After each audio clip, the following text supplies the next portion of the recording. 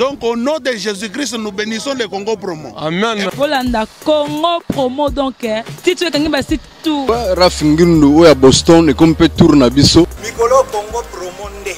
Trois fois Congo Promo TV oya boya sali mokili na esia. Ouais balobi Raf Ngindu. Congo Promo toujours grande puissance. Come on. Congo Promo qui torcos net na film. Congo Promo babundana nango. Babundana nango. Parce que tous na Boston on a Raf Congo Promo. Monde entier international. Congo Promo numéro 1 Monsieur, bonjour de partout où vous nous suivez. Nous sommes très heureux de vous savoir nombreux en train de suivre cette émission. Merci à vous qui avez choisi le www.congopromotv5.com. Merci également pour la confiance que vous accordez à cette émission. Voilà, mesdames, messieurs, aujourd'hui nous ne pouvons pas commencer cette émission sans pour autant remercier toutes ces personnes qui ont toujours soutenu cette émission de loin comme de près. Merci à mon boss Raf Ngindu depuis Boston pour tout ce qu'il est en train de faire pour nous.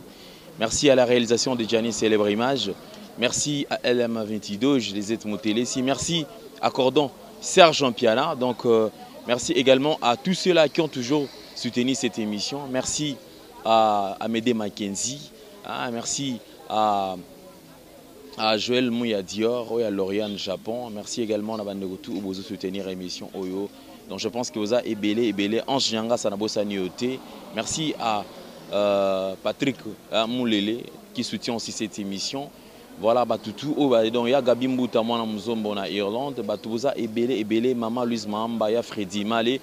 Voilà, mesdames, messieurs, aujourd'hui, donc, nous allons rendre le dernier hommage à ces grands mécènes qui nous a quittés, que vous connaissez tous, Sony Sadat Echaomo, c'est les man qui est parti et qui nous a quittés. Voilà, aujourd'hui, ça sera la levée du corps et c'est demain qu'on va devoir le conduire dans sa dernière demeure. Et c'est qu'à Pema, pour Libella, nous sommes en train de voir, il y a des artistes, il y a des gens qui sont mobilisés pendant qu'on est là, Sony et Chaomo. Voilà pourquoi c'est la raison pour laquelle nous allons rendre à l'intérieur, voir comment est-ce que ça se passe, puisque on est Sika va exposer et Bembenaye. Et là à l'intérieur, nous allons voir ce qui se passe pour que Binoyo se tout beau mona, Nengenini Moussala et Zosalama. Ça fait vraiment mal. C'est moi, cette année, en fait, 2016, c'est une année où nous avons connu beaucoup de problèmes. Il y a eu beaucoup de disparitions. Tout le monde, ministre Bakoufi, tout le monde, artiste, musicien. Il y a Minene, il y a grande renommée. Bakoufi, tout le monde, Batou, Ebele, au Batiki Bisso. Mais voilà, parce que tout ça, toujours effort, tout l'accès à l'image, nous allons nous rendre à l'intérieur, voir ce qui se passe. Tout le monde a Esika, exposé, Kornae. Et nous allons nous retrouver tout juste après. Alors nous partons et on se retrouve après.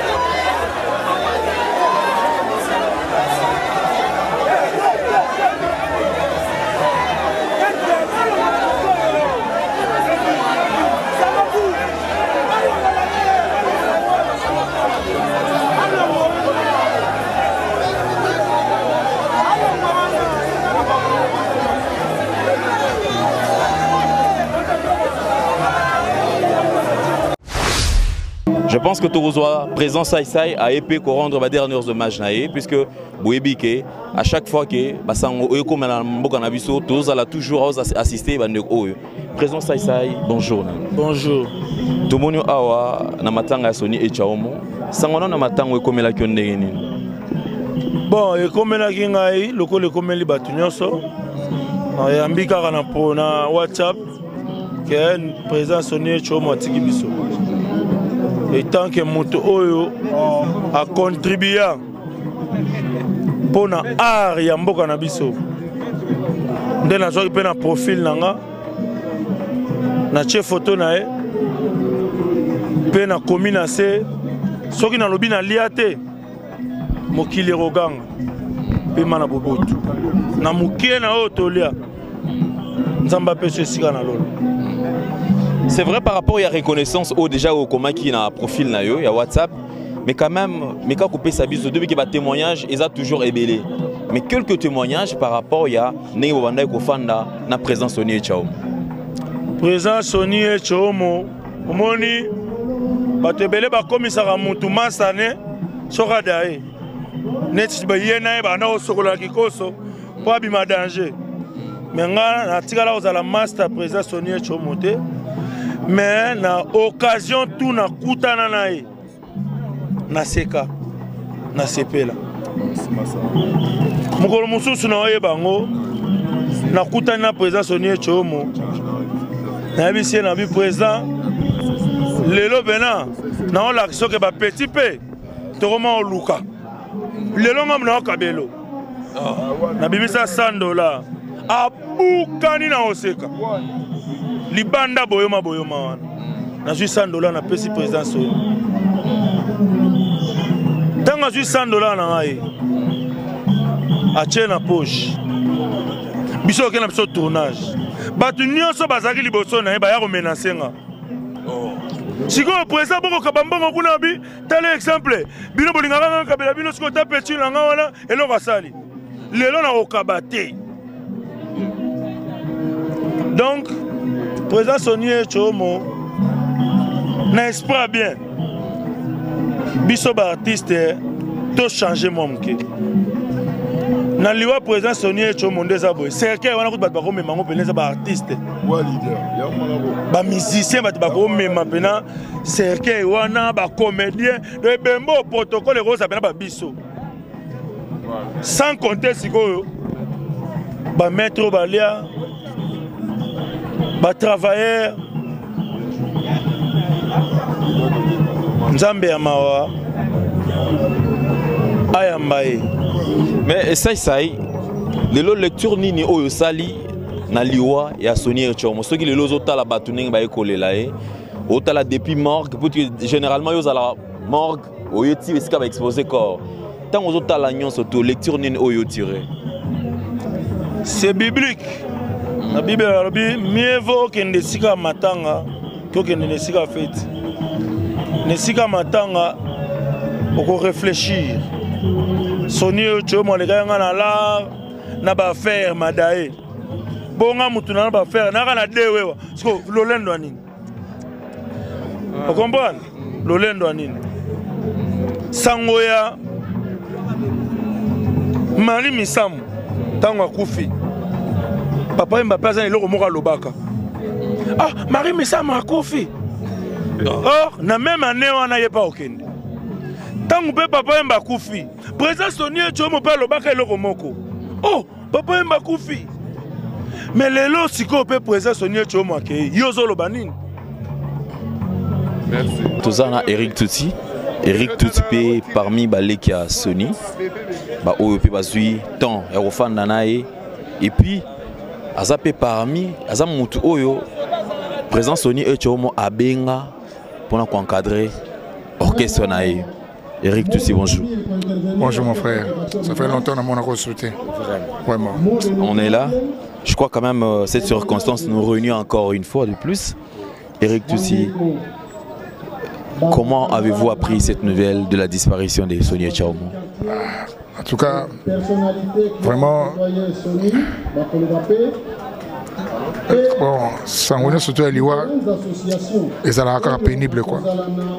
Parce que repère des motos, au lingi moto, au message naïe bon, et ça l'a toujours souffrance quoi. Donc jusque là bon, ça a toujours peiné quoi. Donc ça a vraiment peiné jusque là. C'est très pénible quoi, c'est très pénible. Eric Tutsi, le lot puisque tous le lot de Sonia Tchomati Bisso. Mais les moments passés avec Sonia Tchomo, le lot qui au salabiso quand même moi lecture nango, bobando fan na nini na présent Sonia Tchomo. Vous savez, présent Sonia Tchomo, non seulement un grand mécène de ma musique, mais il y a un moteur bateau. Moteur, il y a un bon bateau bas à la bien, puis maintenant il va souffrir. Puis maintenant sur moteur, moi problème oui donc on va assister bateau tout. Azariko, donc sans la ndengue et zalaka donc na éviter les loyaux témoignages ni nango bakolo bakitasa mo baebi président Sonia Tchomo.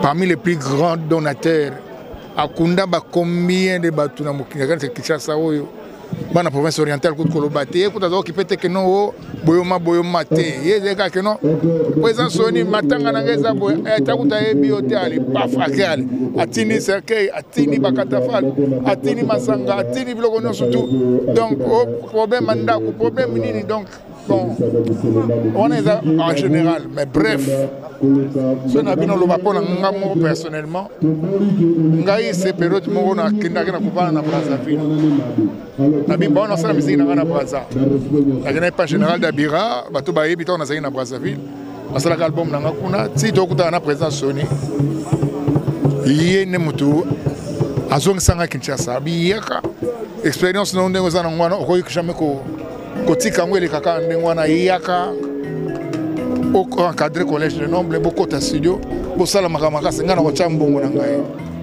ya on na zonga Kinshasa ti o mona na zonga Kinshasa na bande su makambo susu ya collège de nombre tout ça l'album Asambala tout ça l'album album Nostuti na wa suka la défaite de la Kaduga tout kende tout ça la ya suka yango tout ça la ngombe susu na ba Kaduga donc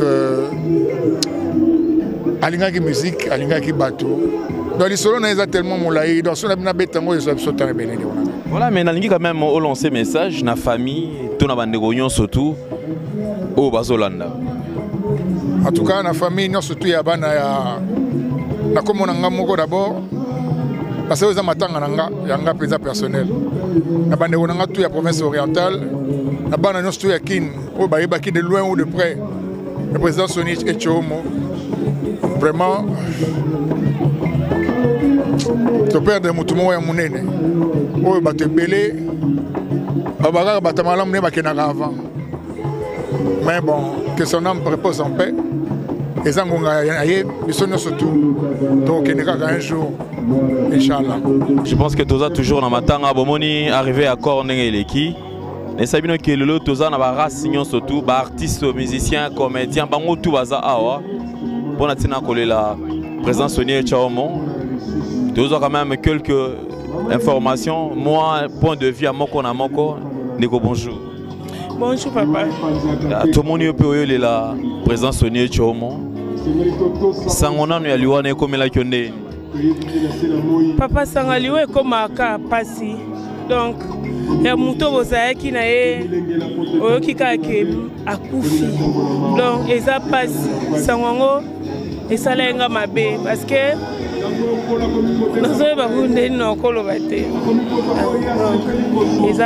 mais quand même, c'est vrai présent Sonia Koufi, mais témoignage ni nous regardé à Sonia Tchomo. Merci. Baloba so muta Koufi ko mutu malamu. Pour la présidente Sony, aza parmi bateau banda ko soutenir nga banda na banda théâtre nanga.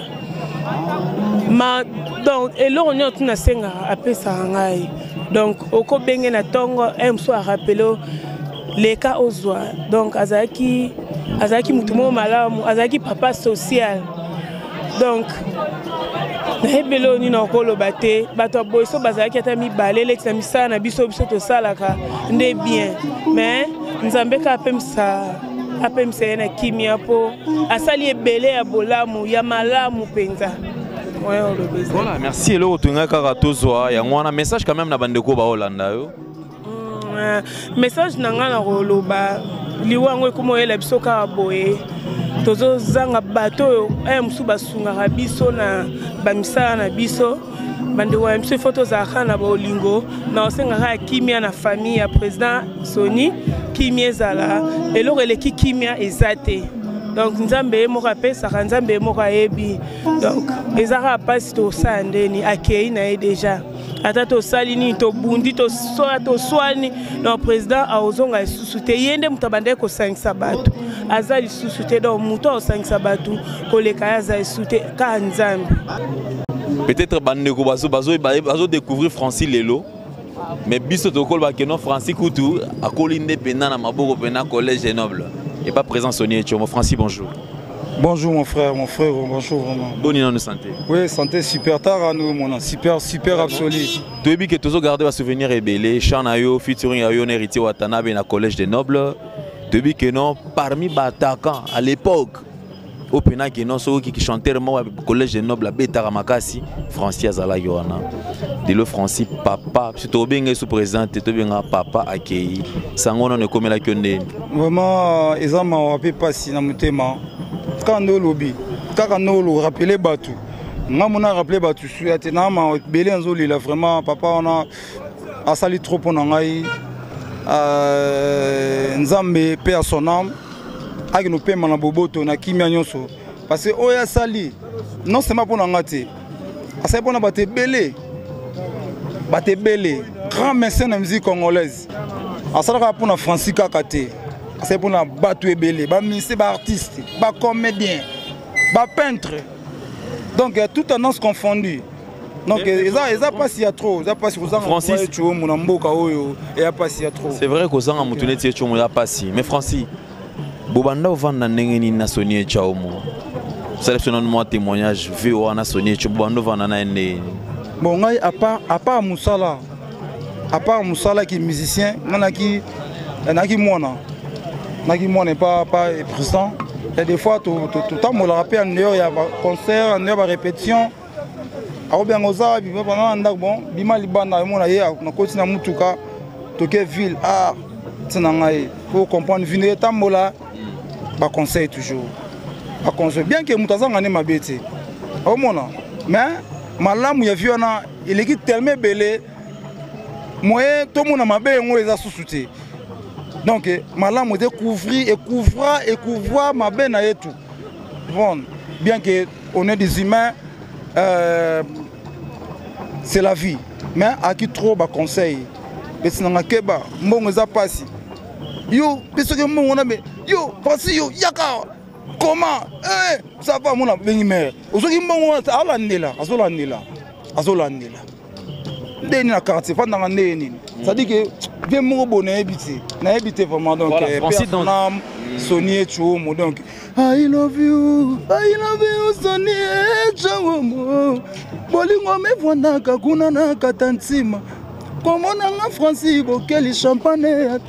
Chaque fois qu'on m'empère, casse réclame pour ça bolingo c'est la quitter yo katinga sentiment. Yo pesinga elove mokelo kona biscuit Soni Etchomo. Il faut le passer en Francine Ngembe. Le cola comme mignon malgré mon kenango. Très chers amis téléspectateurs, nous vous avons annoncé qu'aujourd'hui il y a pas mal de délégations. Donc je pense que nous allons nous entretenir avec la délégation de Brazzaville. Ils sont venus pour plairer ces grands mécènes Soni Etchomo. Je pense que nous allons quand même avoir aussi leur point de vue par rapport à la disparition de Soni Etchomo. Bonjour papa. Bonjour. Comment vous appelez Monsieur Ounyalaka Leibaka Dezo. C'est vous qui êtes en train de diriger la délégation de Brazzaville. Ouais, c'est moi qui ai conduit la délégation de Brazzaville ici à Kinshasa. Voilà, papa, puisque nous avons perdu ces grands mécènes, Soni Etchomo. D'abord, comment est-ce que vous avez appris cette nouvelle de la disparition de Soni Etchomo? Bon, en tout cas, nous avons appris ça par d'abord la voie de communication des autres, hein, par la voie du téléphone et tout. Mais ça a été une fatalité, vraiment, ça a été une fatalité. Tout le monde était déçu, découragé. Enfin, on était dans le grand regret. Le grand regret parce que Soni pour nous était un grand baouba. Hein, pour l'association Toubouyema, Et effectivement, c'est grâce à lui, c'est lui qui a extériorisé un peu cette association, au lieu que ça soit uniquement bloqué au niveau, par exemple, de la ville de Kinshasa ou encore au niveau de la RDC. Voilà, il est sorti des frontières. Hein, il est sorti des frontières pour aller installer la cellule de Brazzaville.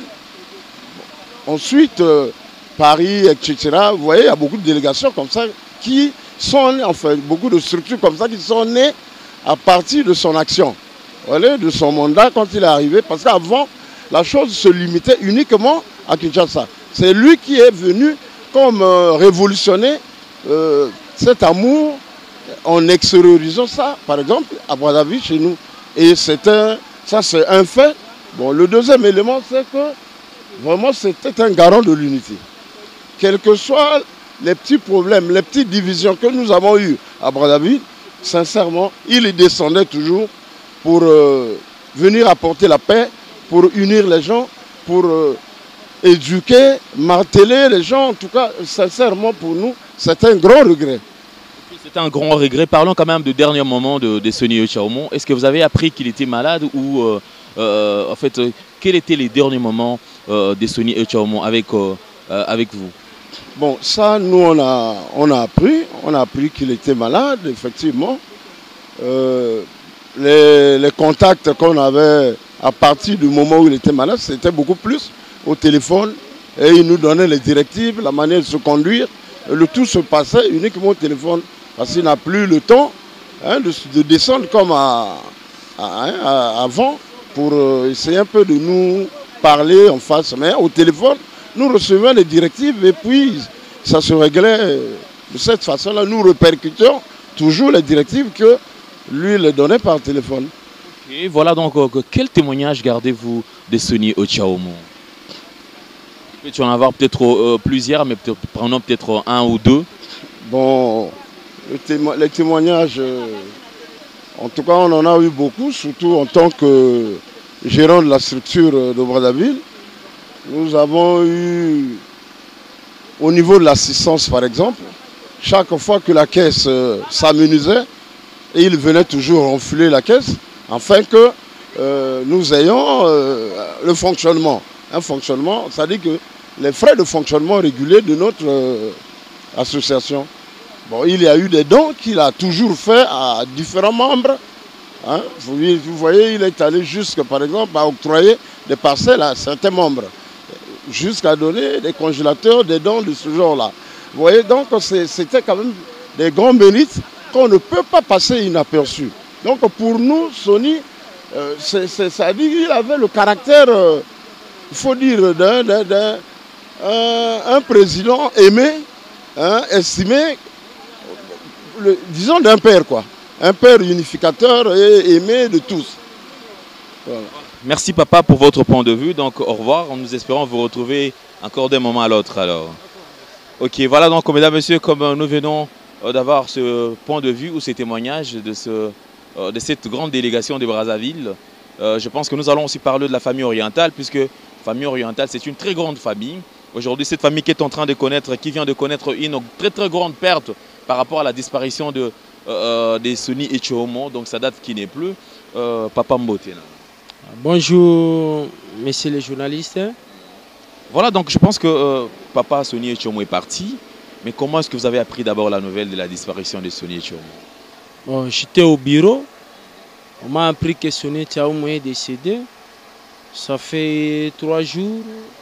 J'ai téléphoné à Taxangani en tant que mon vieux Emile Bungeli et à Ouchao n'était pas au courant.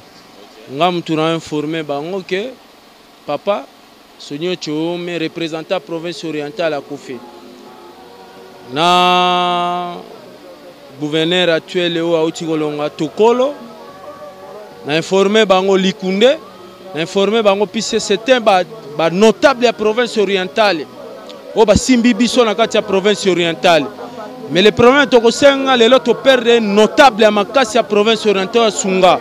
Tokosenga be Mili Bongeli ba Tokolo ntaka za gouverneur bana chopo. Aza na initiative comme Sonny Etchaomont. En tant que na memi délégation na uti Kingakati, je suis coordonnateur à PPRD. na quartier Kingakati, mais na même 100 personnes.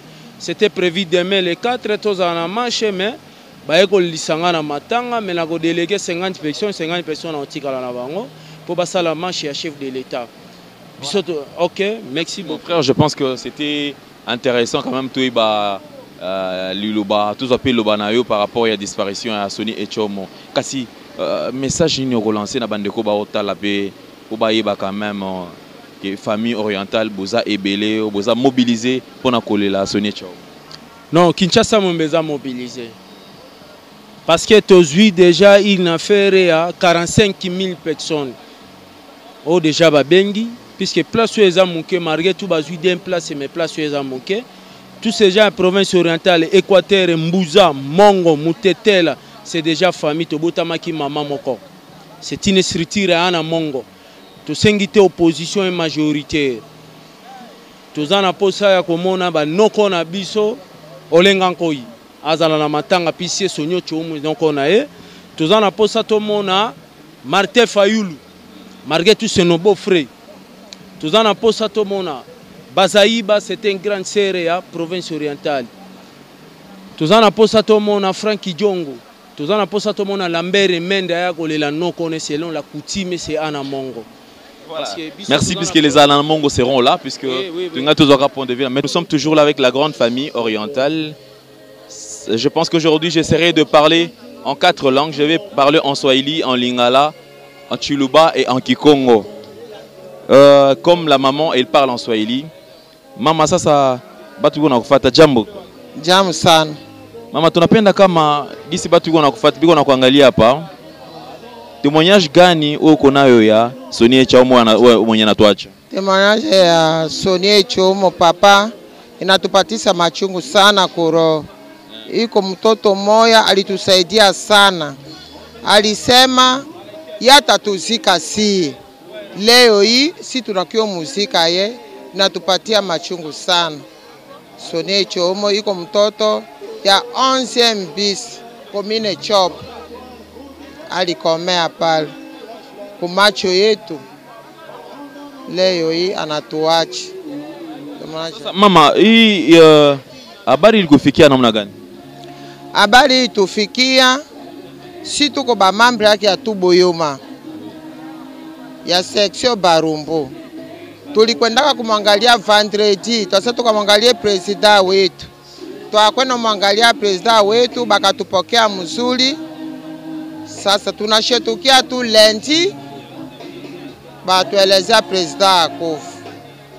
Alituambia neno moya tu.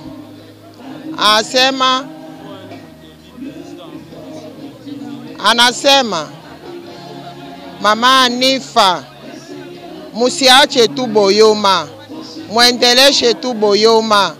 Niko nanutengenezea pozo, mutakuwa naingia renyo yenu pale. Sasa bibi yake mama Agnes asema anatanda muingie renyo pozo, mukwa naingia hapa kauka hapa kwangu.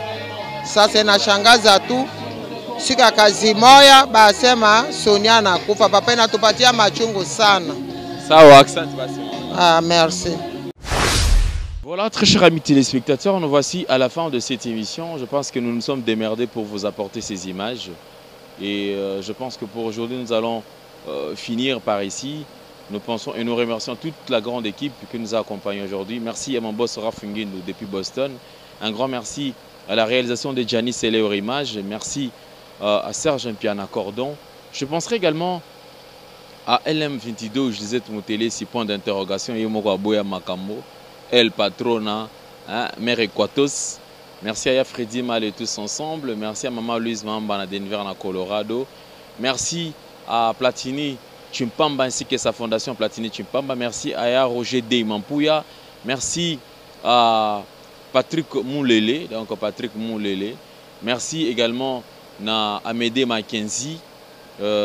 Merci à celui qu'on appelle Joël Mouya Dior, hein, Motema Lauriane Japon. Merci à Sandra Ayala. Merci également Namandeko Touba Olanda Biso Disha Kalami Motema Gifu Kiandi. Merci na Batutu bazana Paris, Dadi Mavungu, merci à Ange Nyanga Schwarzenegger, merci na bande konanga nyonso tout au bas soutenaka émission Oyo. On se fixe rendez-vous pour le prochain numéro de cette émission puisque vous avez ébélé au Bozo Landabiso puis Bozo soutenir Abiso.